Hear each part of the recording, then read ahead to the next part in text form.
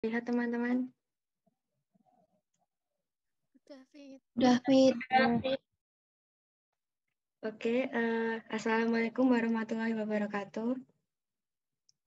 Waalaikumsalam warahmatullahi wabarakatuh. Di sini saya akan mempresentasikan mini proposal saya yang berjudul apakah pengumuman merger berpengaruh terhadap kinerja saham dengan studi kasus pada PT BRI Syariah. Untuk latar belakang pada mini proposal saya, yaitu perbankan merupakan suatu lembaga yang kegiatan usahanya sebagai perantara keuangan yang menyalurkan dana dari pihak-pihak kelebihan dana kepada suatu pihak yang membutuhkan dana dilakukan pada waktu yang telah ditentukan. Dalam menjalankan fungsinya sebagai lembaga perantara, bank mendasarkan kegiatan usahanya pada kepercayaan masyarakat. Indonesia merupakan suatu negara yang memiliki jumlah penduduk muslim terbesar di dunia, yaitu sekitar 250 juta penduduk, dan dari hal tersebut menjadi potensi bagi pengembangan keuangan syariah di Indonesia yang sedang gencar-gencarnya mengembangkan sektor perbankan berbasis syariah. Seiring dengan eksistensi dan perkembangan perbankan syariah, kini mulai mengarahkan aktivitasnya ke sistem keuangan global dengan mulai melakukan merger antar bank-bank syariah. Merger ini dilakukan dengan bank-bank syariah yang berada dalam naungan BUMN. Proses merger bank syariah BUMN ini dimulai dengan penandatanganan perjanjian merger oleh ketiga bank syariah, yaitu BRI Syariah, BSM, dan BNI Syariah. Di dalam merger tersebut, BRI Syariah telah dirujuk sebagai bank penerima penggabungan dikarenakan statusnya yang sudah menjadi perusahaan terbuka. Penggabungan ini merupakan suatu upaya yang dilakukan untuk mewujudkan terbentuknya bank syariah dalam skala yang lebih besar dan global, sehingga bank-bank syariah di Indonesia mampu bersaing dengan bank-bank syariah yang berada di ASEAN. Tujuan perusahaan melakukan proses merger ini adalah meningkatkan market share, mewujudkan nilai tambah, serta memperoleh sinergi keuangan operasional dan manajerial. Merger dilakukan pada perusahaan yang memiliki kemiripan produk dan dapat saling melengkapi. Pelaksanaan merger tentu akan membawa pengaruh besar bagi kondisi internal maupun eksternal perusahaan. Dalam pelaksanaan merger dapat terjadi banyak perubahan seperti pada kinerja atau harga sahamnya. Hal tersebut bisa terjadi karena reaksi pasar yang bersifat informatif akan berpengaruh terhadap keputusan investor, sehingga akan mengalami perubahan antara peningkatan atau penurunan harga setelah merger. Apabila mengalami peningkatan, maka hal tersebut bisa menimbulkan pertambahan nilai pada perusahaan yang nantinya dapat mengetahui kesejahteraan para pemegang saham. Selanjutnya yaitu penelitian terdahulu. Banyak yang mendiskusikan tentang kaitan saham dengan pengumuman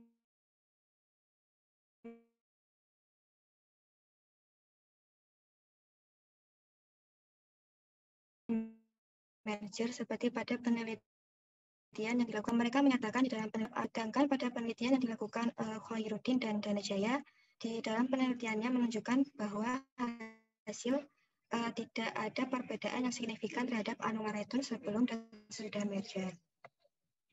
Dengan melihat hasil dari beberapa penelitian yang masih beragam, maka penelitian yang saya dilakukan untuk memberikan bukti empiris tentang perbedaan anumerable saham sebelum dan sesudah merger perbankan BRI Syariah.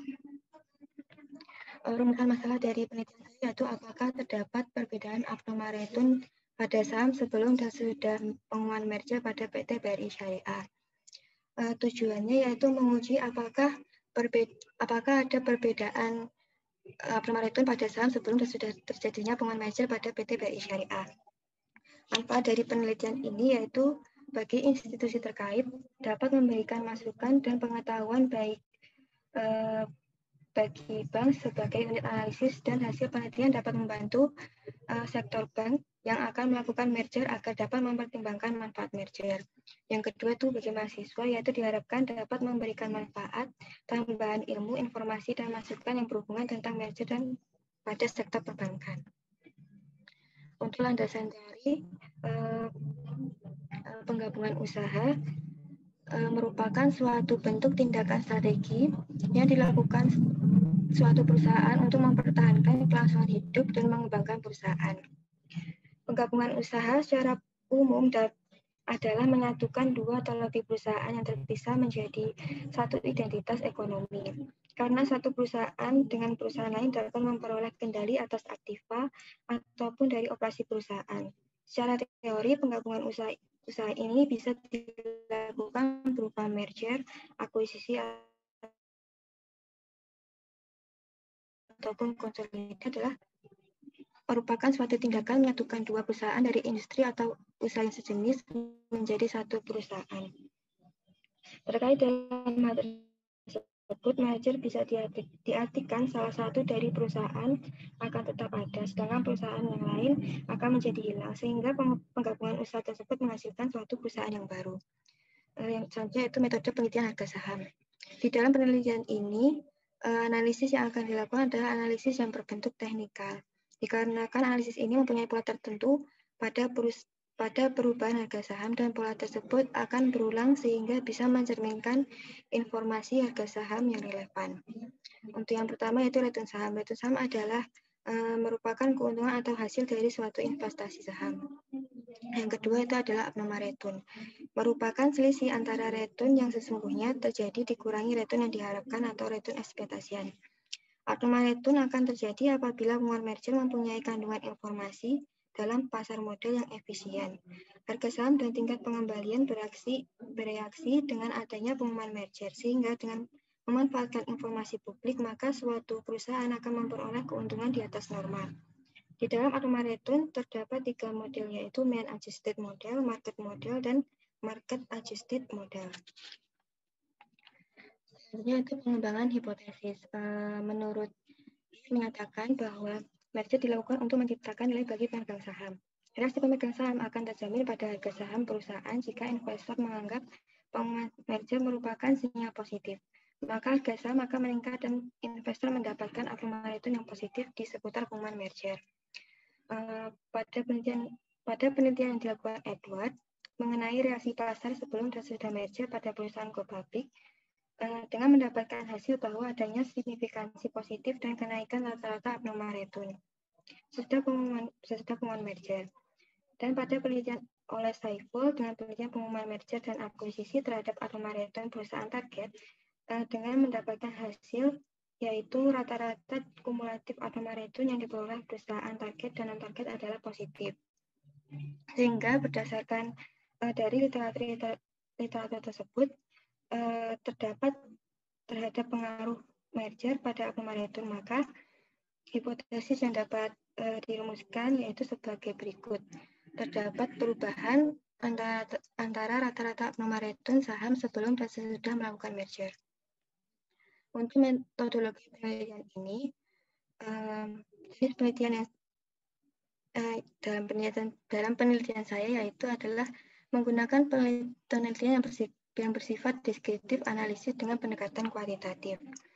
Metode kuantitatif adalah pendekatan ilmiah terhadap pengambilan keputusan suatu manajerial dan ekonomi. Dan deskriptif adalah suatu metode yang mendeskripsikan atau memberi gambaran terhadap objek yang diteliti. Selanjutnya itu sumber dan jenis data. Sumber data dari penelitian ini menggunakan data sekunder. Data sekunder adalah data yang dijadikan pelengkap untuk melancarkan proses penelitian. Data sekunder ini dilakukan dengan studi kepustakaan, yaitu pengumpulan data yang diperoleh dari literatur, internet, dan sumber-sumber lain. Sumber data dari penelitian yang saya lakukan yaitu diambil dari Bursa Efek Indonesia. Untuk populasi dan sampel, dalam penelitian yang dilakukan ini menggunakan subjek penelitian yang berdasarkan studi kasus dari penelitian ini, yaitu saham pada PT Bank BRI Syariah. Untuk metode analisisnya, saya menggunakan uji beda atau Bayes sample t-test. Bayes sample t-test yaitu uji parametrik yang digunakan untuk menguji hipotesis sama atau berbeda di antara dua variabel. Dengan menggunakan uji tersebut, bisa menganalisis dan menunjukkan perbedaan abnormal return terhadap sebelum dan sesudah pengumuman merger tersebut. Sekian dari presentasi yang saya lakukan. Terima kasih.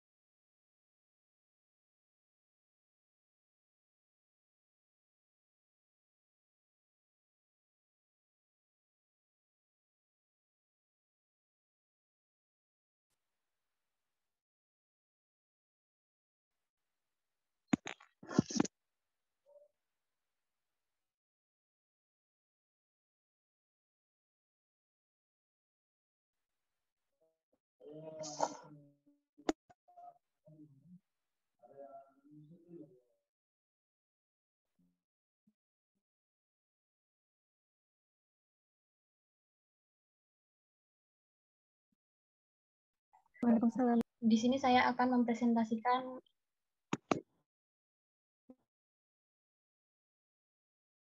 ini proposal akuisisi di Indonesia. Studi kasus pada perusahaan sektor pertambangan yang terdaftar di ISSI. Lanjut. Latar belakang. Pada latar belakang ini, di era globalisasi seperti saat ini, persaingan perusahaan itu begitu ketat. Suatu perusahaan dituntut untuk dapat mengembangkan usahanya dengan berbagai pilihan strategi, guna mempertahankan perusahaan untuk dapat tetap berdaya saing dan mendapatkan tempat pada pasar di tengah persaingan usaha. Oleh sebab itu, sebuah perusahaan itu perlu memilih dan memutuskan strategi apa yang tepat untuk memperbaiki kinerja perusahaannya. Salah satu cara yang dapat dilakukan suatu perusahaan untuk memperbaiki kinerja perusahaannya yaitu dapat dengan melakukan ekspansi atau kerjasama penggabungan dua perusahaan atau lebih. Dengan dilakukannya ekspansi tersebut dapat membantu suatu perusahaan dalam menghadapi persaingan usaha. Keputusan akuisisi dapat dipilih. Keputusan akuisisi juga tidak terlepas dari permasalahan seperti pada hasil yang belum tentu sesuai dengan yang diharapkan. Dan suatu akuisisi dikatakan berhasil ketika posisi keuangan perusahaan menunjukkan peningkatan yang dapat dilihat dari hasil analisis pada rasio keuangan. Terdapat beberapa teori yang ada sebelumnya, seperti pada penelitian yang dilakukan oleh Diana, menunjukkan hasil bahwa kinerja keuangan perusahaan setelah akuisisi berubah secara signifikan, khususnya pada rasio likuiditas, rasio leverage, dan aktivitas. Sedangkan pada rasio profitabilitas dan nilai pasar tidak terjadi perubahan. Namun ada juga penelitian sebelumnya yang menunjukkan hasil bahwa tidak ada pengaruh akuisisi terhadap kinerja keuangan perusahaan pada penelitian yang dilakukan oleh Aprilita, bahwa kinerja keuangan perusahaan pengakuisisi yang dinilai dengan rasio ROI, ROE, DER, TATO, CR, dan EPS secara serentak menunjukkan bahwa tidak ada perbedaan kinerja keuangan perusahaan antara sebelum dan sesudah akuisisi. Dari uraian tersebut terdapat hasil yang berbeda dari penelitian terdahulu, sehingga penelitian mengenai penggabungan usaha akuisisi ini masih menjadi topik yang banyak dibahas, serta penelitian ini dapat diteliti menggunakan objek penelitian yang beragam. Untuk itu, saya mengambil judul analisis pengaruh akuisisi terhadap kinerja keuangan perusahaan pengakuisisi di Indonesia pada studi kasus perusahaan sektor pertambangan yang terdaftar di ISSI. Lanjut.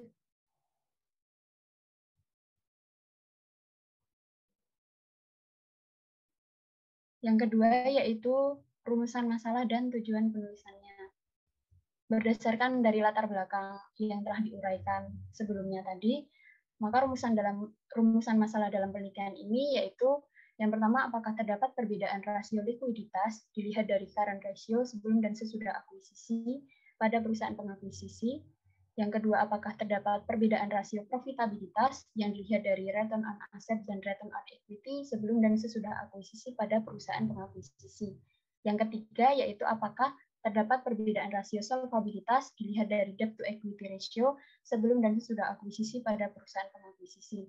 Dan yang terakhir yaitu apakah terdapat perbedaan rasio aktivitas dilihat dari total asset turnover sebelum dan sesudah akuisisi pada perusahaan pengakuisisi. Untuk tujuan penulisannya, yaitu untuk menguji apakah terdapat perbedaan kinerja keuangan perusahaan antara sebelum dan sesudah akuisisi yang dilihat dari rasio likuiditas, rasio profitabilitas, rasio solvabilitas, dan rasio aktivitas. Lanjut.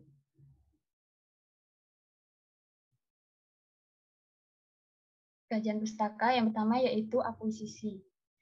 Akuisisi menurut Ikatan Akuntan Indonesia menyatakan akuisisi merupakan penggabungan usaha di mana perusahaan pengakuisisi memberikan aktiva tertentu, mengakui kewajiban atau mengeluarkan saham. Kemudian Pengertian lain dari akuisisi merupakan pengambil alihan kepemilikan atas aset perusahaan atau saham oleh perusahaan lain, baik perusahaan pengakuisisi dan yang diakuisisi tetap sebagai badan hukum yang terpisah. Yang tujuan dilakukan akuisisi yaitu untuk menciptakan sinergi, menjaga stabilitas pendapatan perusahaan, serta meningkatkan penguasaan pangsa pasar. Selanjutnya yaitu kinerja keuangan. Berdasarkan KBBI, kinerja diartikan sebagai sesuatu yang dicapai, prestasi yang diperlihatkan, serta kemampuan kerja. Dengan pengertian lain, kinerja keuangan merupakan suatu gambaran analisis yang dilakukan guna mengetahui sejauh mana perusahaan telah melakukan aturan-aturan pelaksanaan keuangan dengan baik. Kemudian, yang ketiga yaitu rasio keuangan. Rasio adalah alat yang digunakan untuk membandingkan suatu hal dengan hal yang lain, sehingga dapat menggambarkan hubungan atau korelasi dari suatu laporan keuangan. Alat ukur yang dipergunakan untuk mengukur baik buruknya keadaan keuangan perusahaan disebut dengan rasio keuangan. Lanjut. Pada penelitian terdahulu ini terdapat beberapa hasil. Yang pertama dari Ira Aprilita bahwa pada rasio DER, TATO, dan EPS mengalami peningkatan, serta hasil pengujian menggunakan Wilcoxon menunjukkan tidak terdapat perbedaan signifikan untuk semua rasio setelah dilakukan akuisisi. Kemudian yang kedua ada Lili Setiawati, di situ menunjukkan hasil bahwa penelitian menunjukkan rasio keuangan dari keempat penelitian menggunakan rasio NPM, ROA, ROE, dan CR antara 2 tahun sebelum dan 2 tahun setelah akuisisi tidak menunjukkan perbedaan yang signifikan. Kemudian pada penelitian Selindah, bahwa setelah aktivitas akuisisi, kinerja keuangan mengalami peningkatan yang cukup signifikan, namun juga mengalami penurunan dibandingkan sebelum akuisisi. Yang keempat yaitu pada penelitian Janatun, bahwa hanya terdapat 2 rasio yang mengalami perubahan secara signifikan, yaitu current ratio dan total asset turnover dari beberapa rasio. Dan yang terakhir yaitu penelitian dari Titin Diana, bahwa kinerja keuangan perusahaan setelah akuisisi berubah secara signifikan, khususnya pada rasio likuiditas, leverage, dan rasio aktivitas perusahaan dibandingkan sebelum akuisisi. Namun ada juga rasio profitabilitas dan nilai pasar yang tidak mengalami perubahan. Lanjut. Selanjutnya yaitu hipotesis. Berdasarkan dari rumusan masalah dan tujuan penelitian, maka dapat diambil hipotesis yang pertama yaitu terdapat perbedaan signifikan pada rasio likuiditas dilihat dari current ratio sebelum dan sesudah akuisisi. Current ratio ini merupakan salah satu rasio likuiditas yang digunakan untuk mengukur kemampuan dari sebuah perusahaan dalam upayanya melunasi utang jangka pendek. Dengan perusahaan melakukan akuisisi ini, harapannya dapat memperluas pangsa pasar, sehingga penjualan dapat meningkat. Dengan begitu, aktiva lancar juga akan mengalami peningkatan, sehingga meningkatkan kemampuan perusahaan dalam melunasi hutang jangka pendeknya. Hipotesis kedua yaitu terdapat perbedaan signifikan pada rasio profitabilitas dilihat dari return on asset dan return on equity sebelum dan sesudah akuisisi. Return on asset dan return on equity ini merupakan beberapa rasio profitabilitas yang digunakan dalam mengukur kemampuan perusahaan dalam upayanya menghasilkan keuntungan. Indikator kesehatan suatu perusahaan tergambar ketika laba perusahaan mengalami peningkatan. Suatu perusahaan apabila dapat mengelola beban operasional, dapat dikatakan laba perusahaan akan menjadi lebih maksimal. Kemudian, hipotesis keempat yaitu terdapat perbedaan signifikan pada rasio solvabilitas dilihat dari debt to equity ratio sebelum dan sesudah akuisisi. Debt to equity ratio yaitu salah satu rasio dari solvabilitas untuk mengukur besarnya proporsi hutang perusahaan terhadap modal. Rasio ini menunjukkan bagian setiap modal sendiri yang dijadikan hutang. Semakin rendah rasio ini, maka kinerja keuangan sebuah perusahaan adalah baik. Dengan pengukuran menggunakan rasio ini, harapannya sinergi dapat dicapai sehingga modal yang diperoleh melalui akuisisi dapat digunakan untuk meminimumkan penggunaan hutang dan aset. Kemudian yang terakhir yaitu dilihat dari total aset turnover sebelum dan sesudah akuisisi. Total aset turnover ini merupakan salah satu dari rasio aktivitas guna mengukur efektivitas penggunaan dana perusahaan dalam mengelola aktiva. Dengan menggunakan rasio ini dapat mengevaluasi kemampuan perusahaan dalam menggunakan aktiva secara efektif guna meningkatkan pendapatan. Lanjut. Masuk pada metode penelitian. Yang pertama adalah jenis penelitian. Penelitian ini termasuk ke dalam penelitian deskriptif dengan pendekatan kuantitatif. Deskriptif merupakan cara mendeskripsikan data yang terkumpul tanpa bermaksud membuat kesimpulan yang berlaku secara umum. Sedangkan metode kuantitatif merupakan pendekatan ilmiah terhadap pengambilan pada keputusan ekonomi dan manajerial. Hasil dari penelitian ini berupa angka yang kemudian dianalisis dan diinterpretasikan dalam bentuk deskriptif. Yang kedua yaitu sumber dan jenis data. Dalam keperluan analisis penelitian ini digunakan data sekunder. Sumber data penelitian ini diperoleh dari beberapa situs seperti kppu.go.id dan syariahsaham.com. Kemudian jenis data yang digunakan dalam penelitian ini adalah data kuantitatif berupa data time series, yaitu data yang disusun menurut waktu atau periode pada suatu variabel tertentu. Yang ketiga yaitu populasi dan sampel. Populasi dalam penelitian ini adalah seluruh perusahaan yang terdaftar di ISSI yang melakukan akuisisi periode 2013 hingga 2019. Penelitian ini menggunakan teknik purposive sampling, yaitu pengambilan sampel yang didasarkan pada beberapa kriteria tertentu. Penentuan sampel didasarkan pada kriteria yang pertama perusahaan publik yang terdaftar di ISSI, kemudian yang kedua perusahaan dalam satu sektor yang melakukan akuisisi selama periode 2013 hingga 2019. Yang keempat yaitu definisi operasional variabel. Dalam penelitian ini, rasio keuangan yang digunakan yaitu rasio likuiditas menggunakan current ratio yang dihitung dengan rumus aset lancar dibagi dengan hutang lancar. Kemudian yang kedua rasio profitabilitas yaitu return on asset dan return on equity. Return on asset dihitung dengan laba bersih dibagi dengan total aset, kemudian return on equity dihitung dengan laba bersih dibagi dengan total ekuitas. Kemudian yang ketiga adalah rasio solvabilitas yang digunakan yaitu debt to equity ratio yang dihitung dengan total hutang dibagi dengan total ekuitas. Yang terakhir adalah rasio aktivitas menggunakan total aset turnover yang dihitung dengan rumus pendapatan dibagi dengan total aset. Kemudian masuk dalam metode analisis, teknik analisis dalam penelitian ini.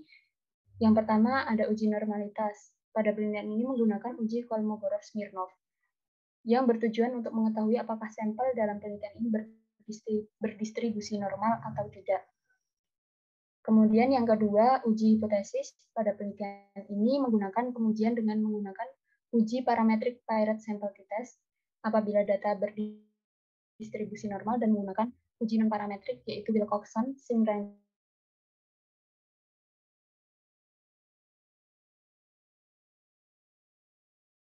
Mungkin itu yang dapat saya sampaikan. Kurang lebihnya mohon maaf. Wassalamualaikum warahmatullahi wabarakatuh. Terima kasih.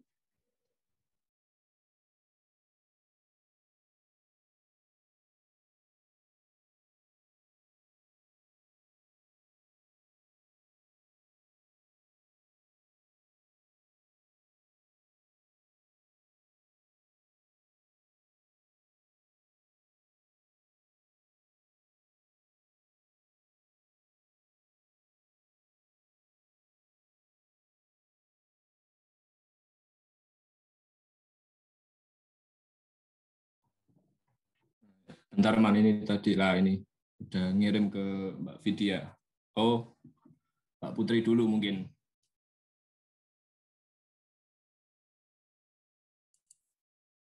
Oke, nggak apa-apa, Mbak Putri dulu aja, nggak apa-apa.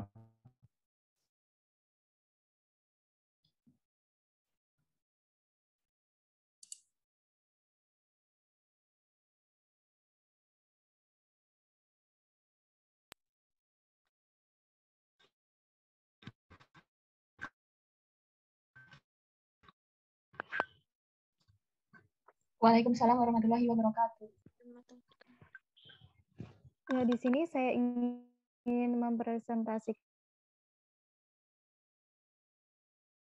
perusahaan asuransi syariah dan perusahaan asuransi konvensional melalui analisis rasio keuangan pada tahun 2015 sampai 2000 maaf itu typo 2019. Selanjutnya, kali ini akan dibahas latar belakang, perumusan masalah, tujuan penelitian, telaah pustaka, pengembangan hipotesis, metode penelitian, dan metode pengujian hipotesis. Selanjutnya, yang pertama, latar belakang. Nah, dewasa ini syariah menjadi topik yang hangat untuk diteliti. Perkembangan usaha berbasis syariah di Indonesia mengalami kemajuan dari tahun ke tahun. Nah, prinsip syariah telah diterapkan dalam berbagai sektor usaha, salah satunya dalam bidang asuransi. Tumbuhnya perusahaan asuransi syariah dan juga konvensional secara berdampingan menimbulkan suatu pertanyaan, apakah prinsip perusahaan yang berbeda antara syariah dengan konvensional akan mempengaruhi kinerja keuangan. Kemudian jaminan atau perlindungan merupakan hal yang sangat dibutuhkan oleh setiap manusia karena dalam menjalankan aktivitas sehari-hari kita menghadapi berbagai risiko yang dapat timbul dari berbagai sumber. Nah, risiko ini namun risiko akan tetap memiliki kemungkinan untuk terjadi. Jika risiko memiliki dampak yang signifikan seperti kecelakaan, bencana alam, kebakaran, hingga kematian, tidak semua orang siap untuk menghadapi risiko tersebut. Nah, diperlukan persiapan untuk segala kemungkinan terburuk yang dapat terjadi dalam kehidupan. Disinilah asuransi sebagai penjamin atas risiko dibutuhkan. Di era sekarang ini, banyak bermunculan perusahaan-perusahaan asuransi yang menawarkan berbagai jenis asuransi. Di samping berkembangnya asuransi konvensional, muncul prinsip syariah pada asuransi yang menjadikan alternatif bagi umat muslim untuk menjaminkan risiko yang dimilikinya sekaligus menerapkan nilai Islam dalam kehidupan. Asuransi terus mengalami perkembangan dan memiliki manfaat yang besar bagi masyarakat luas maupun bagi negara karena menjadi salah satu penggerak perekonomian bangsa, sehingga perlu dilakukan pengawasan terhadap perusahaan-perusahaan asuransi. Salah satu pengawasan yang dapat dilakukan adalah menganalisa kinerja keuangan perusahaan. Kinerja keuangan dapat menjadi alat penting dalam proses pengambilan keputusan ekonomi, baik dalam perusahaan sendiri maupun bagi pihak lain yang berkepentingan. Kinerja keuangan dapat dianalisa melalui beberapa rasio yang berdasarkan pada laporan keuangan.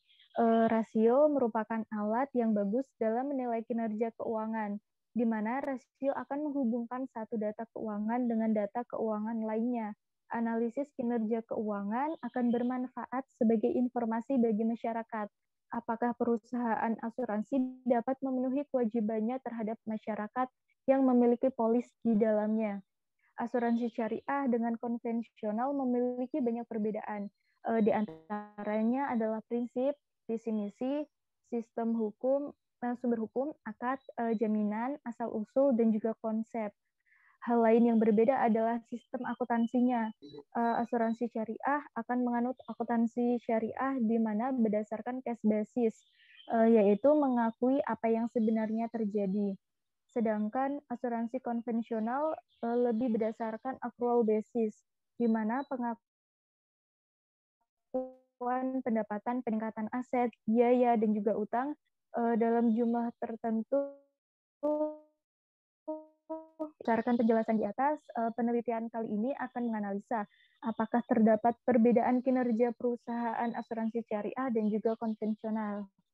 Penelitian ini akan menganalisis kinerja keuangan perusahaan asuransi pada tahun 2015 hingga 2019 dengan menggunakan beberapa rasio, yaitu rasio likuiditas, solvabilitas, stabilitas premi, dan juga profitabilitas.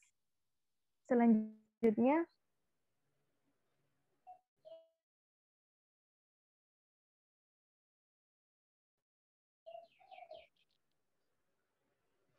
Nah, selanjutnya rumusan masalah dari latar belakang sebagai berikut. Yang pertama, apakah terdapat perbedaan rasio likuiditas perusahaan asuransi syariah dengan rasio likuiditas perusahaan asuransi konvensional? Yang kedua, apakah terdapat perbedaan rasio solvabilitas perusahaan asuransi syariah dengan rasio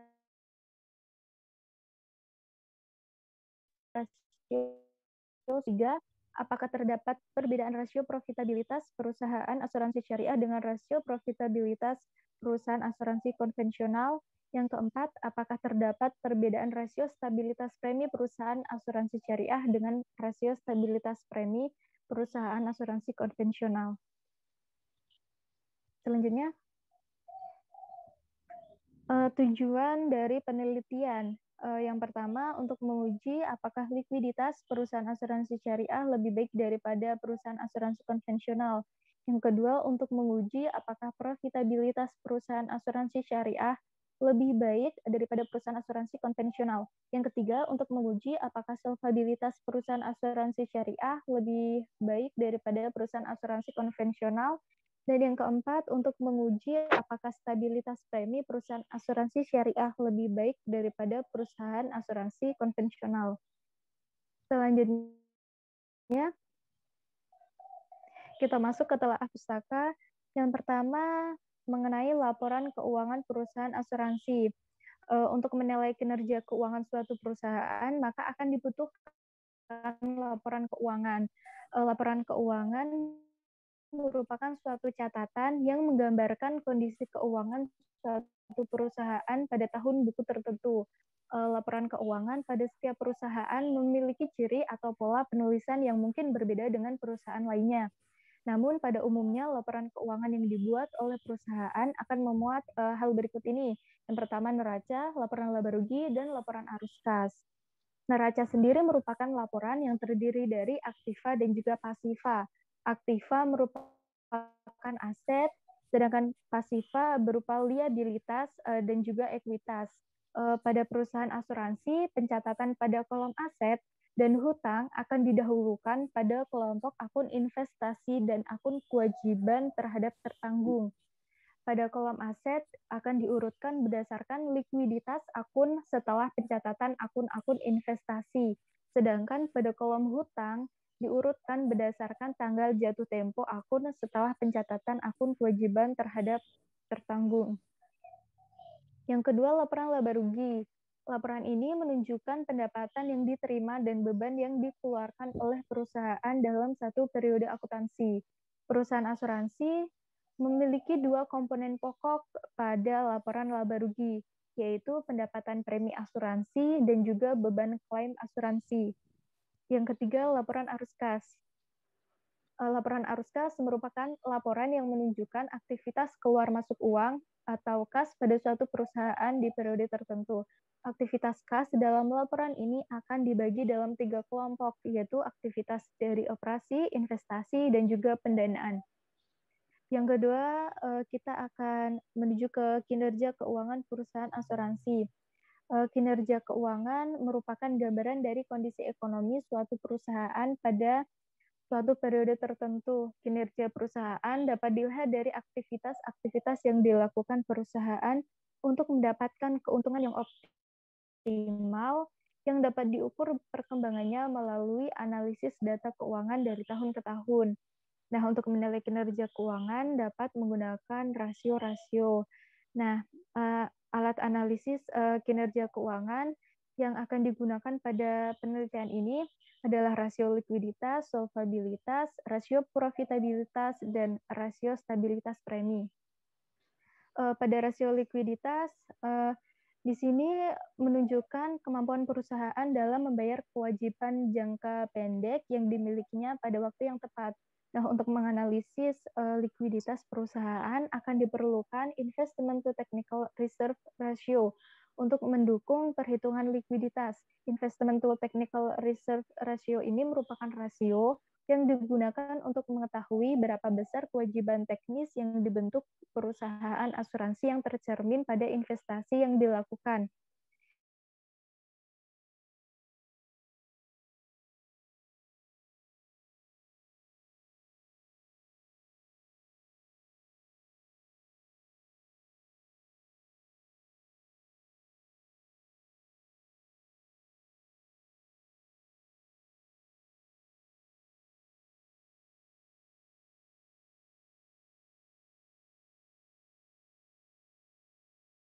pertama, underwriting ratio. Rasio ini menunjukkan tingkat hasil underwriting yang diperoleh dan underwriting yang digunakan untuk mengukur tingkat keuntungan atau kerugian dari usaha. Yang kedua, ada rasio beban klaim. Rasio beban klaim ini menunjukkan berapa besar terjadinya klaim dalam perusahaan. Yang ketiga, ada rasio komisi. Rasio ini mengukur biaya komisi yang dikeluarkan perusahaan dalam menjalankan operasionalnya guna mendapatkan keuntungan. Yang keempat, ada rasio pengembalian investasi. Rasio ini digunakan untuk mengukur berapa keuntungan yang diperoleh dari aktivitas investasi yang dilakukan. Alat analisis yang terakhir adalah rasio stabilitas premi. Rasio stabilitas premi menunjukkan tingkat kestabilan premi dan berapa besar perkembangan premi yang dimiliki oleh perusahaan. Rasio ini dapat dihitung dengan dua cara. Yang pertama, rasio pertumbuhan premi. Rasio ini merupakan rasio yang menunjukkan kenaikan atau penurunan premi pada tahun berjalan terhadap tahun sebelumnya. Rasio retensi diri menunjukkan terdapat tingkat retensi yang terjadi pada perusahaan dalam menanggung risiko yang terjadi. Kemudian, selanjutnya, nah ini merupakan kerangka teorinya. Seperti yang sudah dijelaskan tadi, dari laporan keuangan akan dianalisa rasio keuangan. Nah, rasio ini terdiri dari rasio likuiditas, solvabilitas, profitabilitas, dan stabilitas premi. Yang kemudian dari rasio-rasio tersebut akan terlihat bagaimana kinerja keuangan perusahaan. Selanjutnya,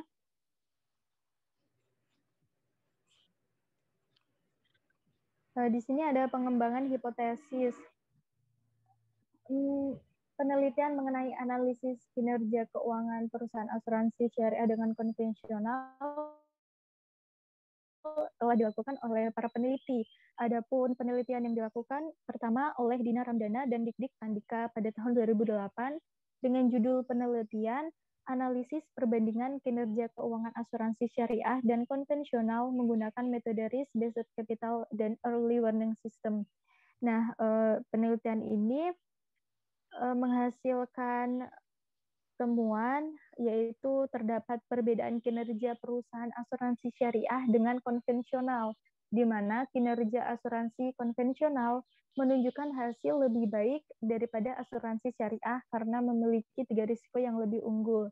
Yang kedua, penelitian yang dilakukan oleh Tami Triana pada tahun 2018 yang dengan judul analisis perbandingan kinerja keuangan perusahaan asuransi konvensional dan asuransi syariah dengan pendekatan common size dan trend index analysis. Hasilnya menunjukkan bahwa tidak ada perubahan yang signifikan antara perusahaan asuransi syariah dengan konvensional. Penelitian yang ketiga dilakukan Dewi Anggraini pada tahun 2013. Nah, hasilnya ditemukan jika perusahaan asuransi syariah memiliki kinerja keuangan yang lebih baik daripada perusahaan asuransi konvensional. Dari metode RBC dan juga metode EWS yang terdiri dari tingkat permodalan, tingkat solvabilitas, dan juga tingkat profitabilitas, juga tingkat stabilitas premi. Dilihat dari penelitian terdahulu yang masih menunjukkan perbedaan temuan, maka dirasa perlu untuk menganalisa perbedaan kinerja keuangan perusahaan asuransi syariah dengan asuransi konvensional guna mendapatkan hasil yang menguatkan salah satu pernyataan. Nah, berdasarkan bahasan di atas, maka hipotesis yang diberikan adalah terdapat perbedaan kinerja keuangan perusahaan asuransi syariah dengan perusahaan asuransi konvensional. Selanjutnya, metode penelitian. Yang pertama, jenis penelitian. Penelitian ini adalah penelitian komparatif deskriptif, yaitu dengan membandingkan kinerja keuangan perusahaan asuransi syariah dengan perusahaan asuransi konvensional. Kemudian data dan teknik penelitian. Jenis data yang digunakan dalam penelitian ini merupakan data sekunder berupa laporan keuangan tahunan, di mana sumber datanya dihimpun dari situs website masing-masing perusahaan. Kemudian populasi dan juga sampel. Populasinya merupakan seluruh perusahaan asuransi yang terdaftar di Bursa Efek Indonesia pada tahun 2015 hingga 2019. Pengambilan sampel pada penelitian ini menggunakan sistem non-probability dengan teknik quota sampling, yaitu jumlah sampel dibatasi dan dengan kriteria yang telah ditentukan. Kriteria ini merupakan perusahaan yang memiliki laporan keuangan dari tahun 2015 hingga 2019. Untuk variabel penelitian, di sini ada rasio likuiditas, sudah dijelaskan di atas. Dengan yang pertama, rasio likuiditas dengan batas maksimal, hasilnya adalah 120%. Perhitungannya sendiri adalah kewajiban dibagi aktiva yang diperkenankan. Yang kedua, ada investment to technical reserve ratio. Nah, di sini tidak ada batas normal yang diberlakukan. Rumusnya adalah aktiva lancar dikurangi persediaan dibagi dengan hutang lancar. Rasio yang kedua adalah solvabilitas. Rasio ini memiliki batas normal minimal 15%. Rumusnya adalah dana pemegang saham dikurangi premi neto. Rasio yang ketiga adalah rasio profitabilitas. Di sini ada underwriting ratio, di mana batas normal minimalnya 40%, dan rumusnya hasil underwriting dibagi pendapatan premi. Yang kedua ada rasio beban klaim dengan nilai normal maksimal sebesar 100%. Kemudian rumusnya klaim yang terjadi dibagi pendapatan premi. Selanjutnya rasio komisi. Tidak ada batas normal untuk rasio ini. Kemudian rumusnya yaitu komisi dibagi pendapatan premi. Yang keempat ada rasio pengembalian investasi dengan batas normal minimal 15%, kemudian rumusnya pendapatan bersih investasi dibagi rata-rata investasi. Untuk variabel yang terakhir ada rasio stabilitas premi. Di sini ada dua. Yang pertama, rasio pertumbuhan premi dengan batas normal minimal 23% dengan rumus kenaikan atau penurunan premi neto dibagi premi neto tahun lalu. Kemudian ada rasio retensi diri. Ini tidak ada batas normal minimal. Kemudian rumusnya premi neto dibagi premi bruto. Kemudian selanjutnya metode pengujian hipotesis. Langkah pertama yang akan dilakukan dalam pengujian hipotesis adalah menghitung rasio keuangan dari masing-masing perusahaan. Yang selanjutnya akan dibandingkan rata-rata setiap rasio dalam 5 tahun terakhir antara perusahaan asuransi syariah dengan perusahaan asuransi konvensional. Nah, data yang diperoleh dari perhitungan rasio akan diuji menggunakan alat analisis SPSS, yaitu independent test, di mana pengujian ini akan menguji apakah perusahaan asuransi syariah dan juga perusahaan asuransi konvensional memiliki kinerja keuangan yang sama atau tidak. Sekian dari saya.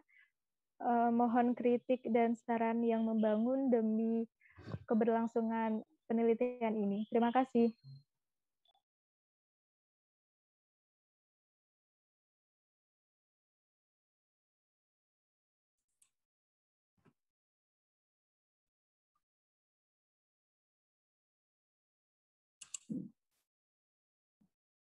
Gimana Mbak Vidya? Karena nggak bisa dibuka, saya kembalikan ke Mas Fadil ya. Oke, siap.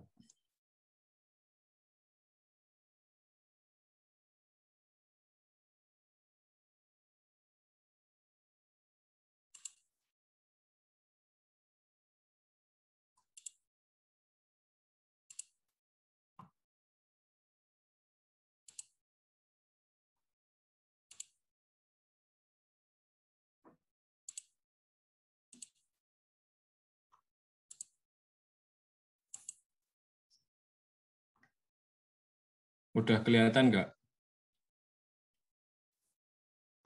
Udah. Oke. Assalamualaikum warahmatullahi wabarakatuh.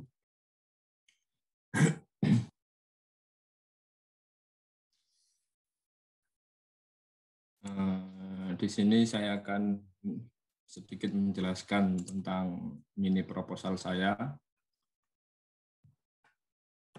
yang berjudul Pengaruh Nilai Suku dan Rating Suku terhadap Rating Suku Studi Kasus pada perusahaan yang terdaftar di Indeks Saham Syariah Indonesia pada tahun 2015 sampai 2019. Pada pembahasan kali ini, yang pertama akan ada latar belakang, terus ada kajian pustaka, hipotesis penelitian, dan metode penelitian.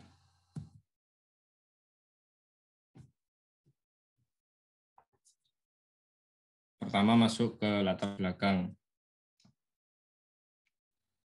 Pada era zaman sekarang ini sudah banyak model investasi. Salah satunya yang digemari mungkin sekarang ini berbasis syariah. Adanya tuntutan pasar akan investasi yang halal dan terhindar dari segala hal yang menyimpang dari agama seperti riba, maisir, gharar, dan menyebabkan terjadinya perkembangan investasi yang berbasis syariah. Salah satunya yaitu obligasi syariah atau yang lebih dikenal dengan suku. Suku ini merupakan salah satu instrumen syariah yang akhir-akhir ini berkembang secara pesat pada tiap tahunnya. Para investor ini dalam pengambilan keputusan investasinya membutuhkan informasi tentang kondisi dan kinerja keuangan perusahaan. Informasi mengenai nilai dan rating penerbitan obligasi syariah suku ini merupakan beberapa alternatif untuk menguji apakah informasi tersebut mempengaruhi return dari suku tersebut. Nah, penerbitan suku merupakan salah satu alternatif perusahaan di dalam memenuhi kebutuhan dananya. Setiap penerbitan obligasi syariah atau suku wajib disertai pemeringkatan efek. Setiap perusahaan yang terdaftar di pasar modal atau emiten yang akan menerbitkan suku wajib memperoleh peringkat efek dari perusahaan pemeringkat efek sendiri. Pemeringkatan suku ini sangat diperlukan untuk mencerminkan kemampuan emiten memenuhi kewajibannya. Maka saya ambil judul pengaruh nilai suku dan rating suku terhadap rating suku. Selanjutnya ada pada penelitian terdahulu. Yang pertama ada Elia Ainur Rahmat dan Maswar Priyadi pada tahun 2016.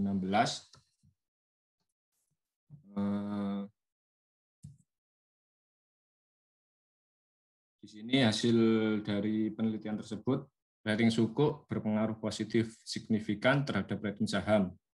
Sedangkan nilai suku dan DER rasio berpengaruh negatif signifikan.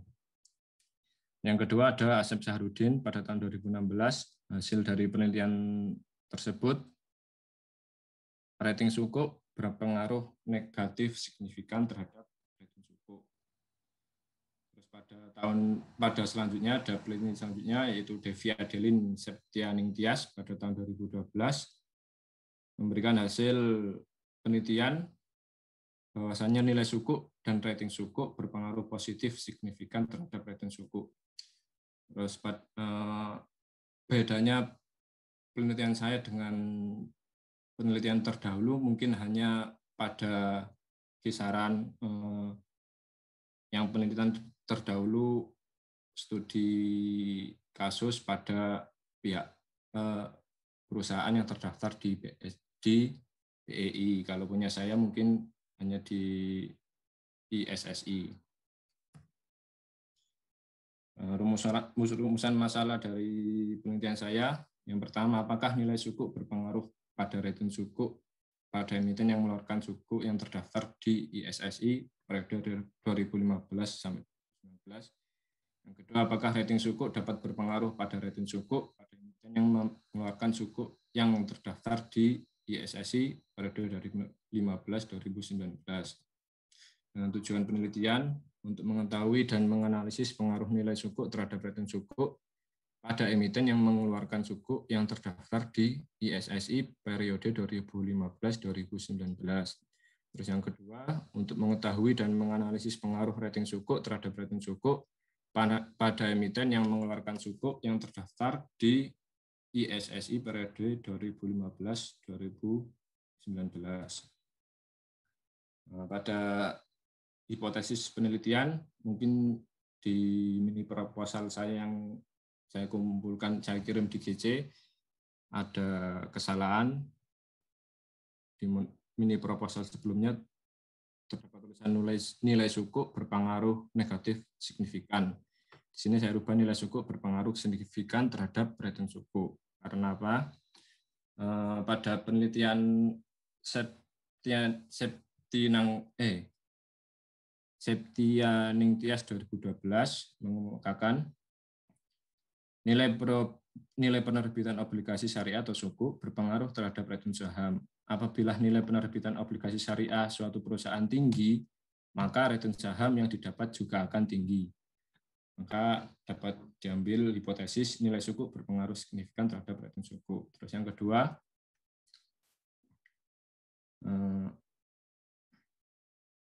sama juga dengan yang nilai sukuk, apabila rating penerbitan obligasi syariah semakin baik atau semakin tinggi, maka rating penerbitan obligasi syariah berpengaruh signifikan terhadap rating saham. Di sini metodologi penelitian yang pertama populasi dan sampel. Populasi dalam penelitian ini adalah perusahaan-perusahaan yang menerbitkan obligasi syariah dan terdaftar di Indeks Saham Syariah Indonesia tahun 2015-2019.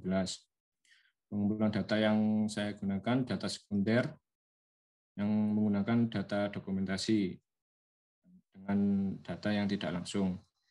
Terus analisis datanya menggunakan analisis deskriptif dan asumsi klasik.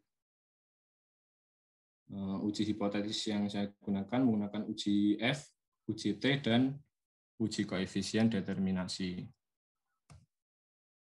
Mungkin sekian dari saya.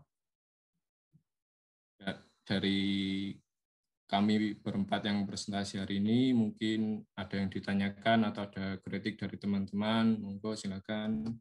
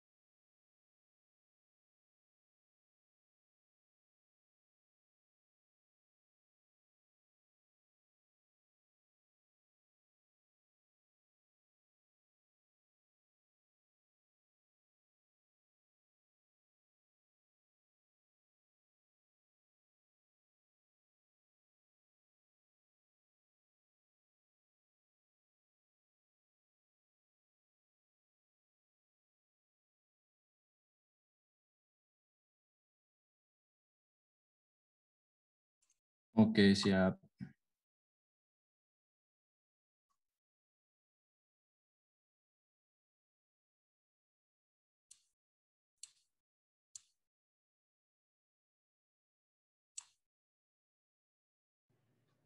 Silahkan, ada yang ingin didiskusikan?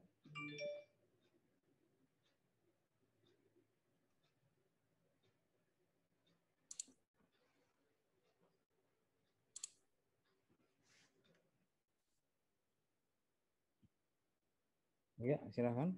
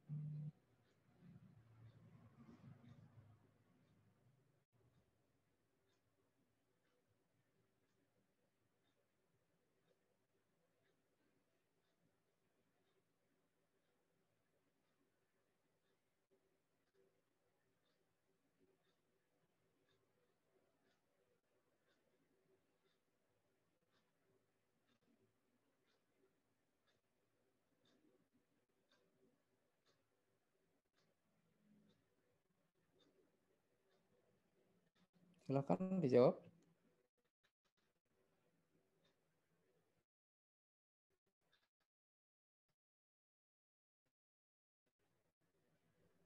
Terima kasih untuk Mas Arman.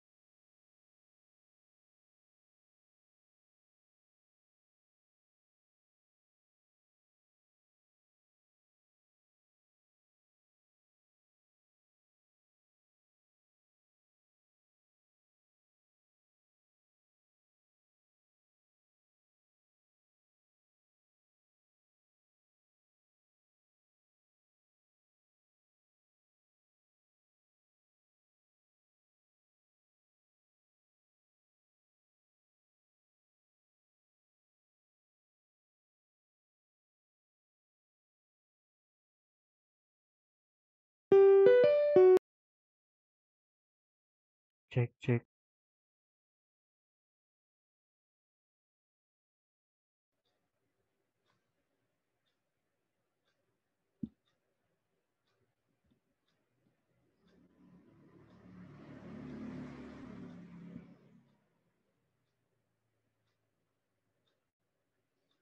Halo, Putri ada? Ya, halo Pak. Oke, ini catatannya. Yang pertama gini, ini kan ingin membandingkan asuransi syariah dan konven. Sekarang kalau Anda ditanya begini, kenapa asuransi syariah sama konven perlu diperbandingkan?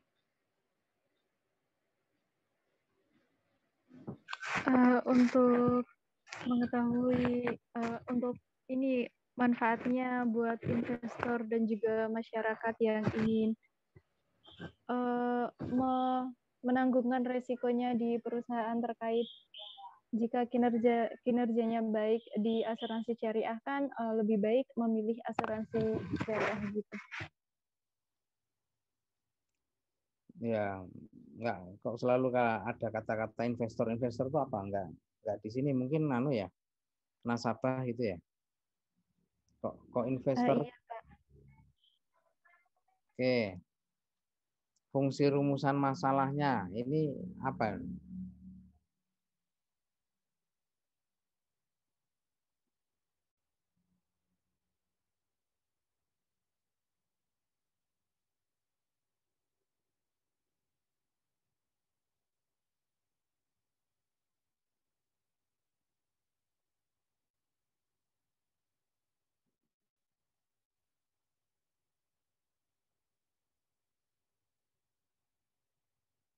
Nah, kalau melihat hanya ini, apa ya? Sama isu penelitiannya apa tadi?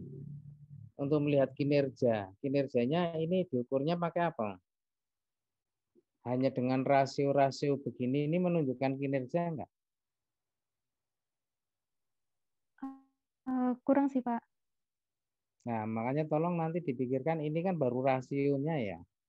Kalau rasio gitu mamanya kita sebagai orang awam ya, melihat rasio. Dengan melihat rasio terus apa bisa menyimpulkan bahwa kinerja asuransi A ini lebih baik dibanding B. Nah, tentunya kan tolong nanti dilihat yang menunjukkan kinerja itu apa, itu yang akan Anda bandingkan kan itu ya. Jadi silakan nanti dilihat lagi gitu ya. Ini belum menuliskan perbedaan dengan penelitian sebelumnya juga belum ada. Hipotesisnya juga belum spesifik. Nah. Hipotesisnya belum spesifik. Hipotesis biasanya kan harus satu persatu. Dan metode pengujiannya ini mau uji apa? Dengan independent test ya? Iya, Pak. Tapi belum ada rumusnya. Kan ada rumusnya ya. Tolong nanti dituliskan. Iya, baik, Pak. Ada yang ingin ditanyakan?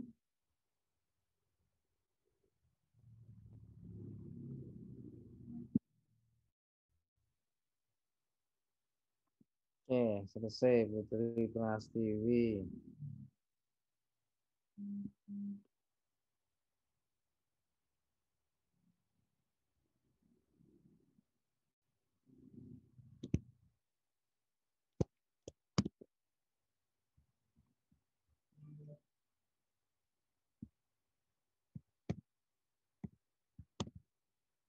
Ini Fadil, ada Fadil? Hadir, Pak. Oke, ini ya catatannya nggak banyak. Yang pertama penelitian kuantitatif yang jelas bertujuannya bukan untuk mengetahui. Silahkan. Oke, Pak. Yang berikutnya adalah silahkan hipotesis itu penjelasannya basisnya adalah teori atau logika. Ini yang belum diberikan. Di sini baru penelitian sebelumnya. Penelitian sebelumnya itu boleh untuk menjelaskan tetapi setelah teori. Jadi untuk memperkuat. Artinya umpamanya Anda menghipotesiskan positif signifikan umpamanya. Maka silahkan cari penelitian orang untuk memperkuat argumen Anda. Tapi teori dulu. Jadi tidak boleh kalau hanya dari hasil penelitian orang. Karena penelitian Baik, orang Pak. bisa berbeda-beda. Ini Anda datanya mau panel apa time series ya?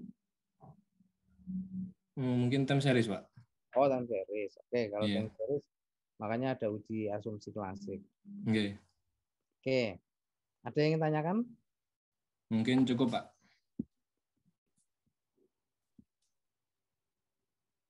Oke, berikutnya Salma, benar ya? Ada Salma? Iya, Pak. Ada.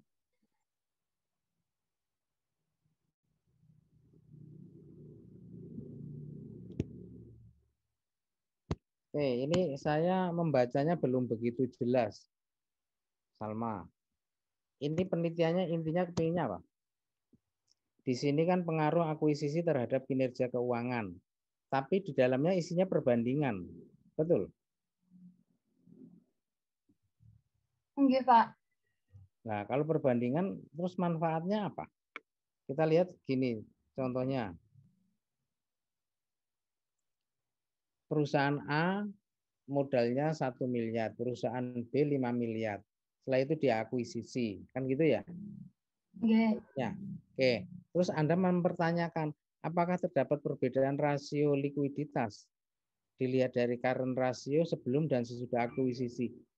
Leong tadinya 1M ditambah 5M, apa itu jadi pertanyaan akademik, Pak? Yang dimaksud gimana penelitian ini? Makanya saya agak bingung. Setelah diakuisisi sama sebelum ya jelas beda.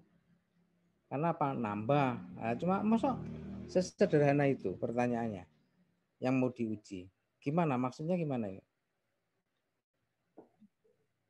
itu setelah dilakukan akuisisi nanti dibandingkan kinerja keuangannya dari sebelum sama sesudahnya gitu Pak. Nah, kalau itu saya setuju. Tapi kalau hanya ingin melihat tato, DER, terus aset, ROA, apa iya kan nggak mungkin toh. Kalau hanya itu kan terlalu sederhana. Walaupun kalau nggak sebelum diuji orang mengatakan ya pasti beda lah kan gitu ya. Sebelum dan sudah diakuisisi. Oke, ada yang ingin tanyakan? Jadi silahkan dirubah isunya ya Mbak. Apa yang ingin Anda teliti? Oh enggak Pak. Terima kasih Pak. Ya, sama-sama. Oke, habis. Masih ada Vidya Pak. Vidya Luciani. Vidya itu ngumpul kapan ya? Kok saya nggak ada ya di catatan saya? Udah. Iya Pak, saya ngumpulnya minggu kemarin. Anda nggak ngasih tahu ya, saya ngelihatnya hari ini. Kenapa nggak Anda upload lagi? Oh, baik Pak. Saya belum ya Mbak, belum membuat catatan karena semalam saya buka itu hanya 3. Saya nggak melihat minggu yang kemarin.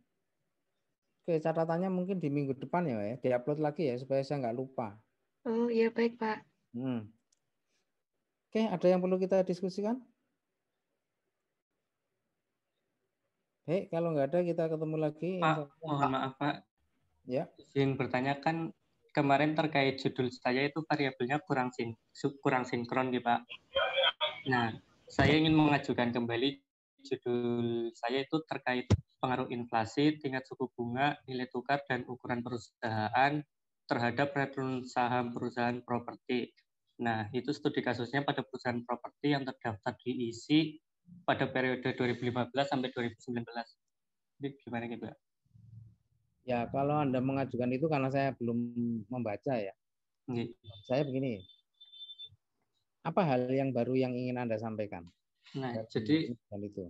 Menurut saya yang baru dari penelitian sebelumnya itu kan dari penelitian sebelumnya cuma pakai 3 variabel yaitu inflasi, tingkat suku bunga, sama nilai tukar, Pak.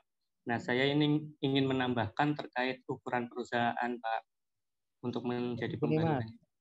Biasanya kalau dalam perusahaan ya, manufaktur gitu atau yang lainnya, ukuran perusahaan itu bukan variabel untuk membedakan penelitian Anda dengan yang lain. Karena size itu adalah sebagai kontrol. Jadi kalau Anda menambahkannya size itu belum masuk dalam kategori sebagai penambah variabel yang baru. Karena size itu memang sebaiknya dipakai dalam semua ujian yang berkaitan dengan perusahaan. Sebagaimana kalau dalam perbankan itu adalah aset atau DPK. Itu sebagai variabel kontrol. Nah, kalau Anda size itu yang repot, Mas. Tapi mamanya kalau saya boleh nambahkan, kalau Anda dapat datanya ya, bisa jadi pakai umur perusahaan. Berarti umur perusahaan yang lama kan bisanya memberikan kontribusi yang lebih baik dibanding yang baru kan gitu ya.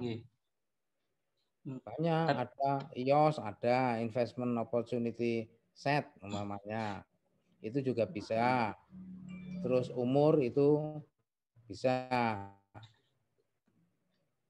Kalau Anda menambahkan size itu sebagai kontrol, tetap dimasukkan dalam persamaan, tetapi tidak perlu dihipotesiskan. Jadi bukan untuk nambah variabel, dianggap belum itu, Mas. Baik, Pak. Tapi terkait judul itu bisa cuma dari ukuran perusahaannya itu nanti diganti dengan variabel yang lain, gitu, Pak? Ya. Ya makanya kalau Anda menyatakan bahwa selama ini penelitiannya menggunakan 3 variabel, Anda datang dengan lebih variabel, itu kan berarti sesuatu yang baru gitu loh. Iya. Baik, Pak. Terima kasih, Pak. Iya. Monggo ada yang lain? Saya, Pak. Iya. Yang kemarin kan yang dari Pegadaian Syariah, Pegadaian itu Pak, itu datanya agak susah soalnya dari pihak ini kurang tahu mengenai data per bulannya. Jadi untuk input data per bulannya agak susah. Saya mencoba mencari yang baru itu. Saya mau usul ini Pak, pengaruh tingkat inflasi, harga emas, dan pendapatan pegadaian terhadap penyaluran kredit rumahan pada PT Pegadaian Syariah tahun 2015 sampai 2019. Gimana Pak? Ada apa Mas? Terhadap penyaluran kredit. Oke, ini persoalannya kan hampir sama Mas. Dia Pegadaian itu punya laporan keuangannya enggak? Saya udah cek ada mulai 2015 sampai 2019 Pak. Oke, laporannya bulanan atau tahunan? Kalau yang ini dari annual report-nya Pak. Lah, kalau annual report berapa tahun berarti tadi? Berarti kalau kayak gitu harus tetap kayak kemarin 30 ya Pak? Atau gimana? Iya, harus 30. Karena kalau yang kemarin tak lihat dari penelitian sebelumnya itu paling lama baru temu 10 tahun Pak, 2008 sampai 2017. Lah ya nggak apa-apa, 10 tahun kalau datanya bulanan kan banyak. Oh ya, berarti kalau misal nanti saya cek datanya ada yang tertera bulanan, bisa dimasukkan ya Pak? Karena Anda menggunakan regres, maka kan datanya minimal 30 ya. Nah. 30 yang udah jadi maksudnya. Oh ya Pak. Bisa jadi membutuhkan 40, nanti ada yang dibuang karena nggak lengkap. Maka Pak. Uji itu 30 atau di atas 30. Gitu. Oh, baik Pak. Ya, terima kasih ya Pak ya. Ya. Monggo. Ada yang lain? Cukup? Baik, kita ketemu lagi insya Allah minggu depan. Terima kasih. Assalamualaikum. Waalaikumsalam warahmatullahi wabarakatuh. Waalaikumsalam warahmatullahi wabarakatuh. Terima kasih Pak. Terima kasih Pak. Terima kasih.